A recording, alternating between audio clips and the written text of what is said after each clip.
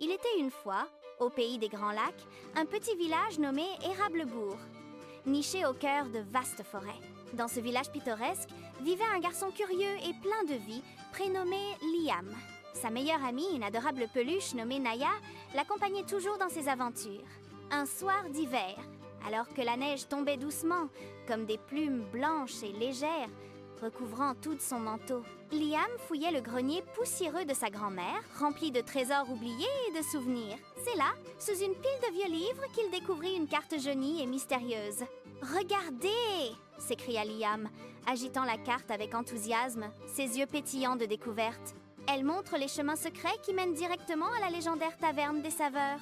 Naya, sa fidèle peluche, cligna ses grands yeux doux, faits de boutons, et murmura d'une voix douce et enjouée. « Oh, Liam, allons-y sans tarder. Peut-être que là-bas, nous apprendrons à préparer une grande et délicieuse soupe de bonheur. » Le cœur rempli d'excitation, les deux amis se mirent en route, bravant le froid et la neige scintillante. En arrivant à la taverne des saveurs, une douce chaleur et des arômes alléchants les enveloppèrent instantanément. Le chef, un homme jovial au tablier immaculé, se présenta comme Monsieur Sirop et les accueillit avec un sourire chaleureux. « Bienvenue, cher Liam et Naya. Je suis ravie de vous voir ici en cette belle soirée d'hiver. Aujourd'hui est un jour spécial, car vous allez découvrir un trésor culinaire unique et très spécial. Il s'agit de la poutine canadienne, un plat réconfortant qui réunit les amis et les familles. C'est une véritable fête de goût, une explosion de saveurs dans une seule et même assiette. Le chef, avec sa bonhomie naturelle, les guida pas à pas dans sa cuisine animée comme s'il suivait une étoile brillante. Il commença par montrer les ingrédients principaux disposés avec soin sur un grand comptoir en bois. « Tout commence par les frites », expliqua le chef, brandissant de petits bâtonnets de pommes de terre. Il montra comment les pommes de terre étaient coupées avec précision, prêtes à être transformées. On peut les faire cuire au four pour une version plus légère, ou les plonger dans une friteuse. Il faut les laisser dorer jusqu'à ce qu'elles soient parfaitement croustillantes et d'un beau doré. Liam et Naya observaient avec fascination la transformation des pommes de terre en frites dorées. Ensuite, le secret réside dans le fromage, poursuivit Monsieur Sirop avec un clin d'œil malicieux. On ajoute du fromage en grains, aussi appelé fromage snack ou cheddar jeune dans certaines régions du pays. Le fromage, d'un blanc pur et d'une texture douce, attendait d'être ajouté à la préparation. Quand le chef le versa généreusement sur les frites encore chaudes, un spectacle magique commença. Le fromage fondit légèrement et commença à faire des fils longs et élastiques, s'étirant comme des rubans.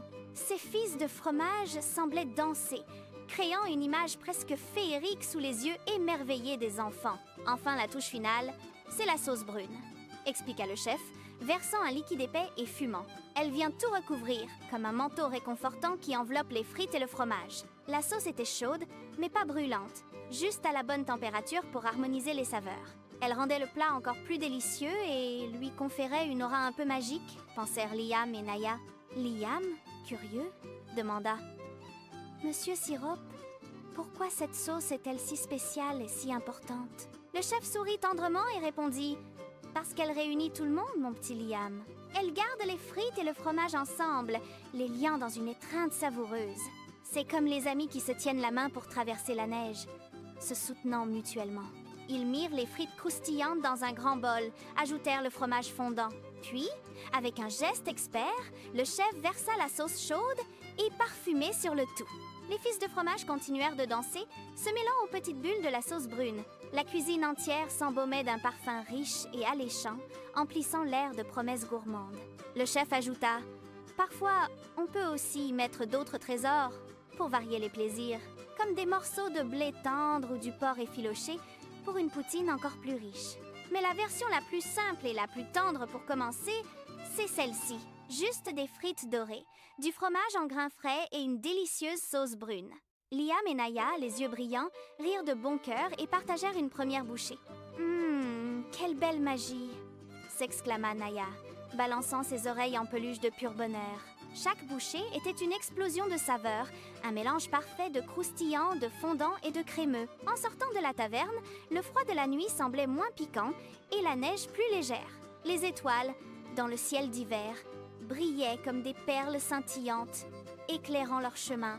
Liam avait appris une leçon précieuse ce soir-là, bien au-delà de la simple recette. Il comprit que la poutine, c'est bien plus qu'un plat.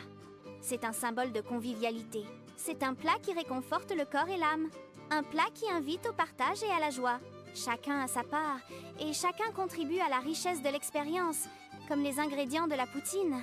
Et depuis ce soir-là, chaque fois que Liam aidait sa grand-mère à préparer quelque chose de chaud pour les amis, que ce soit une soupe fumante ou un plat mijoté, il se souvenait de cette soirée magique.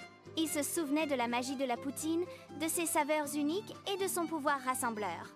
Une fête de saveurs qui unit les cœurs, créant des liens indéfectibles et de précieux souvenirs. La poutine était devenue pour lui le symbole d'une amitié chaleureuse et d'un bonheur partagé.